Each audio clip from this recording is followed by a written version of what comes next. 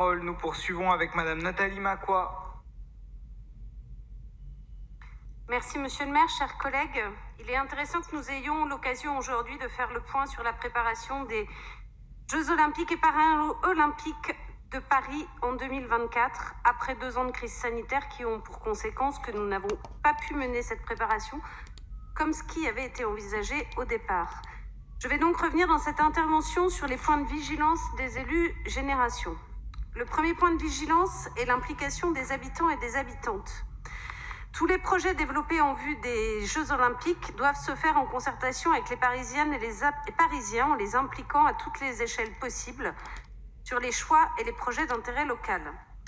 Nous sommes convaincus que c'est grâce à l'intelligence collective que nous parviendrons à élaborer des solutions crédibles pour faire des Jeux sobres, éthiques, respectueux de l'environnement et acceptés par les Parisiens et les Parisiennes. À ce titre, nous regrettons l'abandon de la Fabrique du sport, qui devait être le lieu de référence pour la concertation et la mobilisation des habitants pour les Jeux olympiques. Il nous semble qu'un lieu central est identifié animant le réseau de relais que vous envisagez serait une meilleure garantie de cette implication. De plus, le nombre de volontaires des Jeux qui est voulu est ambitieux. Une fabrique du sport pourrait être le lieu référent de celles et ceux qui veulent s'engager dans la démarche des Jeux olympiques et ainsi poursuivre par la suite, puisqu'on parle d'héritage, aussi leur engagement dans différents domaines à Paris. J'alerte sur le fait que les mairies d'arrondissement, les pôles de démocratie locale et vie associative et citoyenne n'auront pas les moyens pour animer cette communauté et donc qui sera chargé de cette animation. Notre deuxième point de vigilance concerne l'ambition de la politique sportive et particulièrement pour et avec les jeunes. L'Observatoire national des activités physiques et sportives a constaté après le premier confinement une perte de capacité physique de 20%, associée à une perte de 40% de capacité cognitive dans les classes qui ont été enquêtées de CE1 et de CE2. Autrement dit, les enfants dans le cadre de cette étude sont essoufflés avant même d'avoir couru 10 mètres pour certains.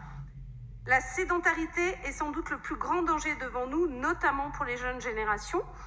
Nous souhaitons que les professeurs de sport de la ville de Paris soient pleinement associés pour permettre la mobilisation des établissements scolaires dans le cadre des JO et ainsi inciter la pratique sportive des plus jeunes. La culture et le sport sont indispensables pour notre équilibre. Ils sont cruciaux tant ils nous permettent d'échanger, de partager ensemble, de créer du lien. Les clubs sportifs ont suivi ces dernières années la fin des emplois aidés et les difficultés pendant les restrictions liées à l'épidémie. Il est nécessaire qu'une réflexion soit menée sur l'accompagnement que la ville leur propose pour la préparation des JO. Enfin, sur la question de l'héritage des Jeux, pour nous, il est indispensable que tous les arrondissements soient impliqués sur cette question. Les JO doivent être l'opportunité d'échange entre les clubs sportifs, les associations culturelles pour développer des liens à l'échelle d'un territoire, mais également renforcer sa vitalité sociale. Nous proposons de profiter de la territorialisation pour qu'en proximité, les élus d'arrondissement pilotent avec l'appui des services la mobilisation de ces acteurs. Notre troisième point de vigilance concerne la construction d'un modèle de JO compatible avec le plan climat. L'organisation des événements sportifs internationaux est encore loin, et c'est un euphémisme, d'être économe en ressources. La rédaction des cahiers des charges pour qu'ils prennent en compte la responsabilité environnementale dans le transport des équipes et des supporters en instaurant des critères d'énergie verte, d'eau, d'alimentation issus des circuits courts et de réduction de déchets. L'héritage des Jeux, c'est aussi la diffusion des bonnes pratiques d'éco-responsabilité dans le monde sportif. De plus en plus, les prises de conscience pèsent fortement sur les grandes institutions, sur les partenaires privés et les sponsors. Et là, sur le sponsoring. Soyons très fermes sur les conditions si nous voulons des Jeux éthiques, respectueux des droits sociaux et des droits humains. La rénovation des équipements sportifs, notamment les piscines, les centres aquatiques pour qu'ils soient moins énergivores, est indispensable. C'est un des premiers enjeux de l'héritage des Jeux. Des équipements de qualité, adaptés au dérèglement climatique et on pourrait en profiter pour faire l'accessibilité de tous et toutes.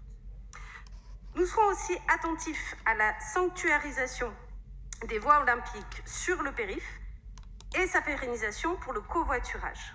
Enfin, la plateforme d'ESS 2024 doit permettre aux structures de l'économie sociale et solidaire de pouvoir répondre à la commande publique. Il est notamment prévu de déployer des buvettes dans les équipements sportifs. Nous proposons qu'elles soient gérées par des acteurs soit associatifs, soit de l'ESS, avec un approvisionnement en circuit court pour soutenir l'agriculture durable et locale.